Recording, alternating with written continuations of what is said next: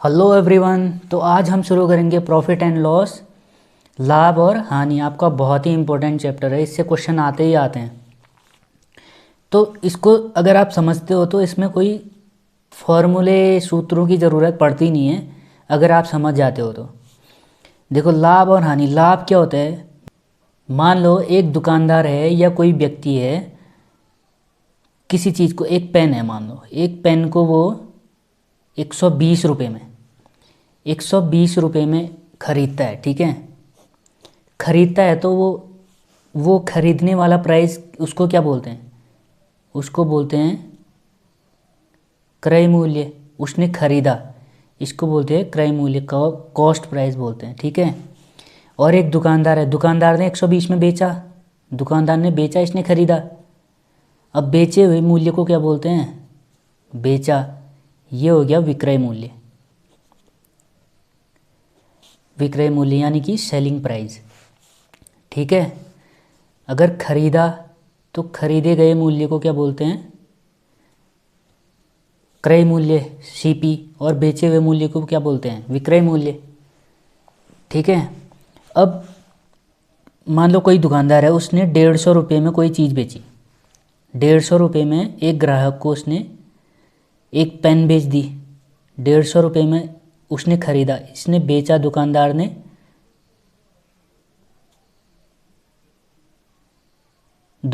बेचा, दुकानदार ने बेचा और इसने ख़रीदा।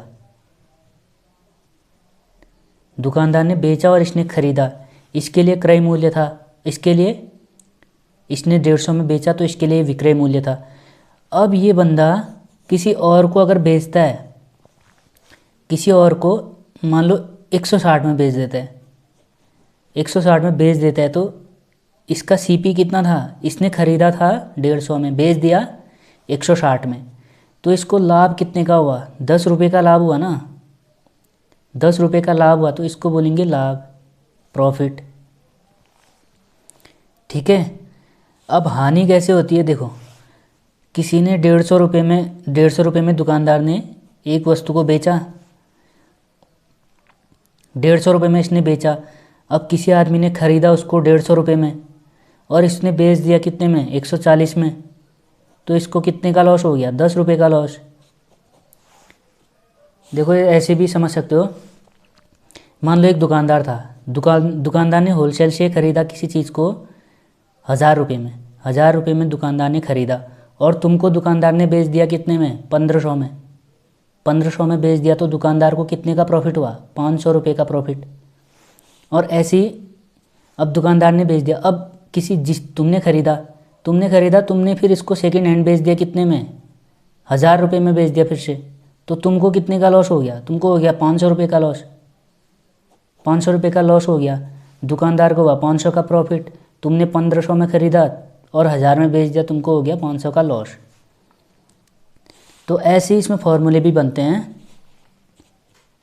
प्रॉफिट इक्वल टू लाभ। लाभ बराबर क्या होता है? लाभ बराबर होता है विक्रय मूल्य माइनस क्रय मूल्य। लाभ कैसे निकाला हमने? यहाँ पे प्रॉफिट कैसे निकाला? दुकानदार ने 1000 में ख़रीदा, 1500 में बेच दिया। प्रॉफिट कैसे निकाला हमने? 1500 में से 1000 को घटाया तो 500 आया ना। यानी कि बेचे गए मूल्य में से खरीदे गए मूल्य को घटाया। बेचा गया मूल्य विक्रय मूल्य में से क्रय मूल्य घटा दिया, तो वो लाभ, इसका फॉर्मूला बन गया। ऐसे ही फॉर्मूला बनता है इसमें बस। अब यहाँ से आप विक्रय मूल्य निकाल सकते हो, क्रय मूल्य और लाभ, दो चीज़ें दी होनी चाहिए, एक चीज़ आराम से निकल जाएगा। ठीक है। अगर यहाँ से क्रय मूल्य निकालना होगा तो क्रय मूल्य को यहाँ लेके आओगे, लाभ को यहाँ, विक्रय मूल्य माइनस लाभ हो जाएगा। अब अगर विक्रय मूल्य निकालोगे तो क्रय मूल्य को यहाँ लेके आओगे, लाभ प्लस क्रय मूल्य। जैसे ये हो गया profit equal to SP minus CP। अब देखो, CP निकालना है तो CP is equal to SP minus profit. Profit SP CP के टर्म में निकालना है तो इस तरह से, तीनों के टर्म में ऐसे निकलेगा। अब अगर SP निकालना है, सेलिंग प्राइस निकालना है, तो प्रॉफिट प्लस CP हो जाएगा। विक्रय मूल्य निकालना है तो विक्रय मूल्य क्या है? 1500। अगर विक्रय मूल्य निकालना है तो हमने क्या किया? CP जितने में ख़रीदा था, क्रय मूल्य प्लस प्रॉफिट, वही फॉर्मूला बन गया, क्रय मूल्य प्लस प्रॉफिट। ऐसे ही आपका लॉस का भी होगा, हानि। हानि कैसे निकालोगे?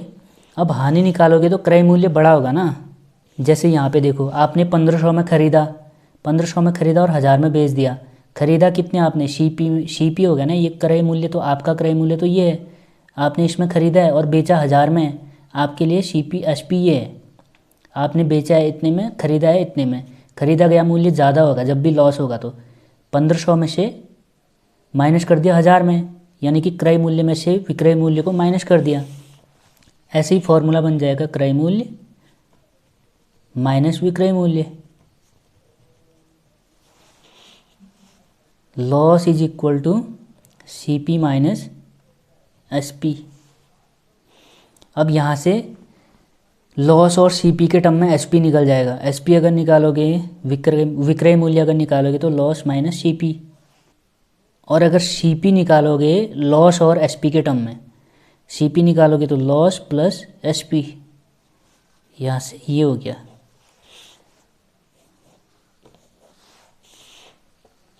अब आगे अगर तक प्रॉफिट परसेंट निकालना है, प्रॉफिट परसेंट निकालना है तो प्रॉफिट अपॉन सीपी इंटू 100। देखो क्रय मूल्य, प्रॉफिट और लॉस क्रय मूल्य पे निकलता है, नीचे हमेशा क्रय मूल्य आएगा। लॉस परसेंट अगर निकालोगे तो लॉस अपॉन सीपी इंटू 100, यानी कि लाभ प्रतिशत। लाभ प्रतिशत बराबर लाभ बट्टे क्रय मूल्य गुणा 100, प्रतिशत निकालना है तो। और हानि प्रतिशत बराबर, हानि प्रतिशत बराबर क्या होगा? हानि बट्टे क्रय मूल्य, हानि बट्टे क्रय मूल्य गुणा 100। ठीक है, लाभ और हानि का प्रतिशत हमेशा क्रय मूल्य पे ही निकलेगा। अब आगे आप एक कॉन्सेप्ट को और समझो। मानो कि कोई वस्तु है, उसका कॉस्ट प्राइस है, यानी कि किसी व्यक्ति ने एक वस्तु को ख़रीदा है 100 रुपये में, 100 रुपये में ख़रीदा है, ठीक है। अब उसको 100 रुपये में बेचा, और उसने बेचा है 100 रुपये में ख़रीदा है और उसको बेचना है और प्रॉफिट भी कमाना है। प्रॉफिट कमाना है 10% का, 10% का प्रॉफिट कमाना है। उसने ख़रीदा है इतने में, तो उसको कितने में बेचेगा? वो 110 में बेचेगा ना, तभी तो उसको 10% का प्रॉफिट होगा। अब यहीं से फॉर्मूला कैसे बनता है?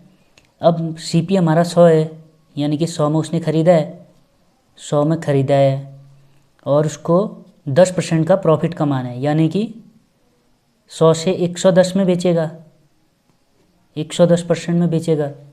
तो 110 में बेचेगा ना, तो ये क्या आ गया? कॉस्ट प्राइस का 110%। ये क्या आ गया? यही तो एसपी है, विक्रय मूल्य। यही तो इतने में बेचेगा, इतने में बेचेगा तभी तो वो 10% का लाभ कमा पाएगा। तो ये सेलिंग प्राइस के बराबर हो गया। अब यहाँ से क्या फॉर्मूला बनता है? देखो सीपी का फॉर्मूला बनता है यहाँ से सीपी। अब ये क्या है? 100 प्लस प्रॉफिट परसेंट, 10% और जोड़ दिया। 100 प्लस प्रॉफिट परसेंट है ना ये, 100 प्लस प्रॉफिट परसेंट, और नीचे 100, यहाँ है एसपी विक्रय मूल्य। अब सीपी का फॉर्मूला निकलता है यहाँ से 100 यहाँ चले जाएगा, SP into 100 upon 100 plus profit percent. देखो सीपी का एक फॉर्मूला बन गया एसपी इंटू 100, नीचे 100 प्लस प्रॉफिट परसेंट। इसी तरह से इसमें फॉर्मूला बनता है। याद करने की कोई ज़रूरत ही नहीं है अगर आपको कॉन्सेप्ट पता है तो। अब सेलिंग प्राइस क्या आ गया? यहाँ से सेलिंग प्राइस 110 आ गया। चाहो तो आप इस फॉर्मूले को लगा के कर सकते हो। जैसे सीपी आपको नहीं दिया है, मान लो सेलिंग प्राइस दे रखा है, ये दो चीज़ें दे रखी हैं, तो सीपी निकालोगे तो आप कैसे निकालोगे? SP 110 into 100 upon 100 plus profit percent. 100 plus profit percent करो, 100 प्लस प्रॉफिट परसेंट कितना है? 10%। अब यहाँ पे प्रॉफिट परसेंट पूरा लेते हैं, ये कितना हो गया? ये 110 हो गया नीचे, ऊपर 110 इंटू 100 है, नीचे है, इसको जोड़ोगे तो 110 हो जाएगा, इससे ये कट जाएगा, बचा कितना? 100। तो सीपी कितना आ गया? 100 आ गया ना, सीपी 100। यहाँ से आपने वेरीफाई भी कर लिया। ये ऐसे ही फॉर्मूले बनते हैं इसमें। अब यहीं से आप एसपी का फॉर्मूला भी निकाल सकते हो, सेलिंग प्राइस का, विक्रय मूल्य का। विक्रय मूल्य का फॉर्मूला क्या होगा? ये यहाँ चले गए, ये यहाँ चले जाएगा, 100 प्लस प्रॉफिट परसेंट और यहाँ है CP और नीचे क्या आ जाएगा, ये यहाँ चले गया और 100 नीचे आ जाएगा, यानी कि SP equal to CP into 100 plus profit percent upon 100। अब यहाँ से आप सेलिंग प्राइस निकालो। मान लो तुमको सेलिंग प्राइस नहीं दिया है, ये सेलिंग प्राइस नहीं दिया है, दो चीज़ें दे रखी हैं, CP 100 दे रखा है, प्रॉफिट परसेंट 10 दे रखा है। 100 प्लस प्रॉफिट परसेंट है 10 इंटू CP कितना दे रखा है, मान लो 100 दे रखा है आपको, छोटा डेटा लेके चल रहा हूँ मैं क्योंकि आपको समझ में आएगा अच्छे से, अपॉन 100। आपको सेलिंग प्राइस निकालना है तो 100 प्लस 10 कितना हो गया, 110 इंटू 100 अपॉन 100। तो सेलिंग प्राइस कितना आ गया आपका, सेलिंग प्राइस आ गया 100 से 100 कटा तो 110। विक्रय मूल्य आ गया, ये है आपका विक्रय मूल्य 110 आ गया। कितना है विक्रय मूल्य यहाँ पे 110। तो इस तरह से आपके फॉर्मूले बनते हैं। अब बताओ आपकी फॉर्मूले याद करने की ज़रूरत है इसमें, नहीं है। आप अगर इसको समझ गए तो ठीक है। CP into 100 plus CP into 100 से था तो 110 प्रॉफिट 10% का कमाना है तो 110 में बेचेंगे, 110% इक्वल टू SP के बराबर हो जाएगा। बस इसी तरह से फॉर्मूले बनते हैं इसमें, यहीं से आपके ये दो फॉर्मूले बनते हैं। अब इसी तरह से लॉस के टर्म में भी बनते हैं, जैसे CP इज इक्वल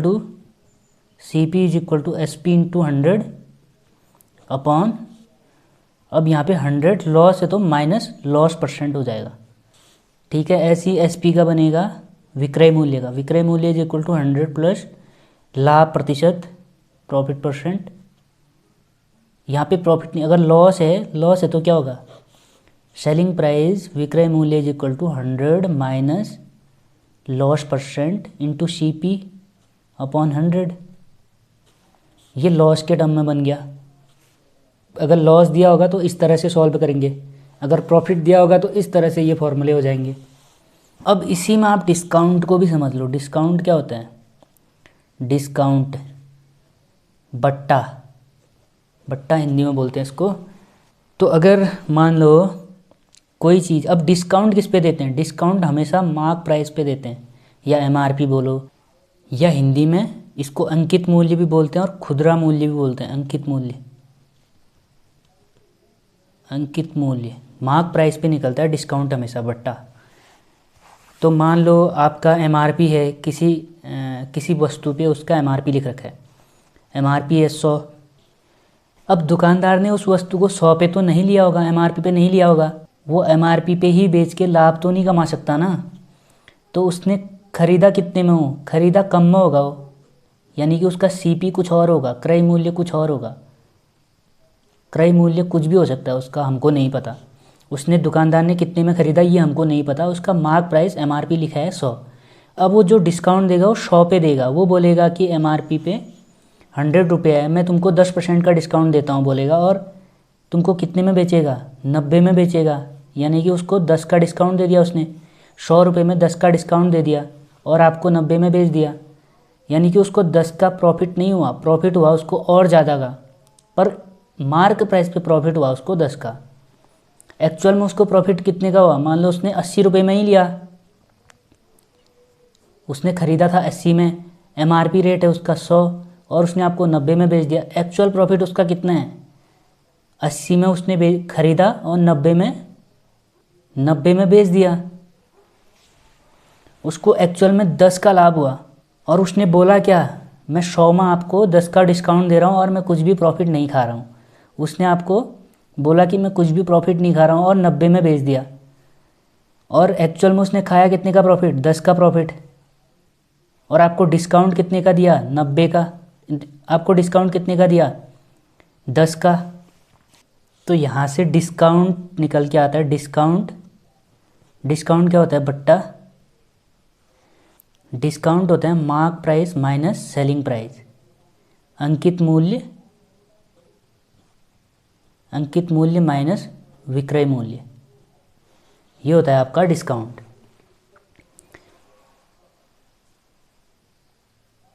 यहाँ देखो हमने डिस्काउंट कैसे निकाला, 100 उसका मार्क प्राइस था, 100 रुपया MRP लिखा था किसी वस्तु पे और 90 में उसने बेचा, यानी कि हमने 100 में से 90 माइनस किया तो उस डिस्काउंट निकल गया 10 का डिस्काउंट दिया उसने, तो ये निकल गया 10 का डिस्काउंट। और एक्चुअल में उसको प्रॉफिट क्या हुआ वो हमको नहीं पता। वो प्रॉफिट मान लो उसने 80 में लिया था, 80 में लिया था और 90 में बेचा, तो एक्चुअल में उसको 10 का प्रॉफिट हुआ। बट उसने बोला आपको मैं प्रॉफिट नहीं खा रहा हूँ और आपको 10 का डिस्काउंट दे रहा हूँ, तो 90 में बेच के फिर भी उसने 10 का प्रॉफिट कमा लिया। तो इस तरह से डिस्काउंट काम करता है। अब ऐसे ही डिस्काउंट प्रतिशत भी होता है, जैसे प्रॉफिट प्रतिशत था उसी तरह से डिस्काउंट प्रतिशत होता है। डिस्काउंट परसेंटेज अगर निकालना है आपको तो ऊपर लिखोगे डिस्काउंट और नीचे क्या, ये हमेशा मार्क प्राइस अंकित मूल्य पे निकलता है। प्रतिशत निकालना है तो 100 से गुणा कर दोगे। अब सिमिलर जैसे हमने ये फॉर्मूला बनाया था, जैसे ये फॉर्मूले थे, उसी तरह से एक फार्मूला इसमें भी बनता है। Selling price is equal to mark price into 100 minus discount percent upon 100। इसी तरह से सिमिलर ऐसे ही बनता है इसमें। और यहाँ से मार्क प्राइस निकालना है तो उसका भी निकाल सकते हो। मार्क प्राइस का अगर फॉर्मूला निकालना है तो SP इंटू 100 अपॉन ये नीचे चले जाएगा 100 माइनस डिस्काउंट परसेंट। ये दो फॉर्मूले यहाँ से निकल जाते हैं। अब क्या क्या फॉर्मूले मैंने समझाए कि किस तरह से फॉर्मूले इसमें आते हैं, वो मैं आपको फॉर्मूले भी लिखा देता हूँ अगर आपको फॉर्मूले ही चाहिए तो। Profit is equal to selling price minus cost price. Loss is equal to CP minus SP। Profit percent is equal to profit upon CP into 100। Loss percent is equal to loss upon CP into 100 और CP is equal to SP into 100 upon 100 plus profit percent. और यहाँ से selling price भी निकल जाएगा, SP यहीं से निकलेगा। SP is equal to CP into 100 plus profit percent upon ये 100 नीचे आ जाएगा 100। फिर उसके बाद हम discount is equal to mark price minus selling price. Discount प्रतिशत is equal to discount upon mark price. Discount upon mark price into 100। और अगर यहीं से डिस्काउंट के फॉर्म में अगर आपको सेलिंग प्राइस निकालना है तो mark price 100 minus discount percent upon 100। अब यहीं से अगर मार्क प्राइस निकालना है तो इसको यहाँ लेके जाओगे SP into 100 upon 100 minus discount percent. Discount दे रहे हो तो माइनस करोगे जैसे इसमें लॉस में करते थे। ये हो गया। अब अगर हिंदी में देखते हो तो लाभ इज इक्वल टू विक्रय मूल्य, विक्रय मूल्य माइनस क्रय मूल्य। और हानि इज इक्वल टू हानि बराबर होगा क्रय मूल्य माइनस विक्रय मूल्य। लाभ प्रतिशत बराबर होगा लाभ बट्टे क्रय मूल्य गुणा 100। हानि प्रतिशत बराबर क्या हो जाएगा, हानि बट्टे क्रय मूल्य गुणा 100। क्रय मूल्य का एक फॉर्मूला और है, विक्रय मूल्य गुणा 100 बट्टे 100 प्लस लाभ प्रतिशत और विक्रय मूल्य बराबर क्रय मूल्य गुणा 100 प्लस लाभ प्रतिशत बट्टे 100। सिमिलर इसका हिंदी है। अब बट्टा डिस्काउंट अगर निकालोगे तो इसको क्या बोलते हैं हिंदी में, अंकित मूल्य माइनस विक्रय मूल्य और डिस्काउंट प्रतिशत बट्टा प्रतिशत निकालोगे तो प्रतिशत में निकालोगे तो क्या आएगा, बट्टा बट्टे अंकित मूल्य गुणा 100 और यहाँ से विक्रय मूल्य निकालोगे तो अंकित मूल्य 100 माइनस डिस्काउंट परसेंट बट्टा परसेंट माइनस बट्टे 100 और अंकित मूल्य का निकालोगे फॉर्मूला तो क्या आएगा, विक्रय मूल्य गुणा 100 बट्टे 100 माइनस बट्टा प्रतिशत डिस्काउंट प्रतिशत। तो ये आपके फॉर्मूले इस चैप्टर में हैं।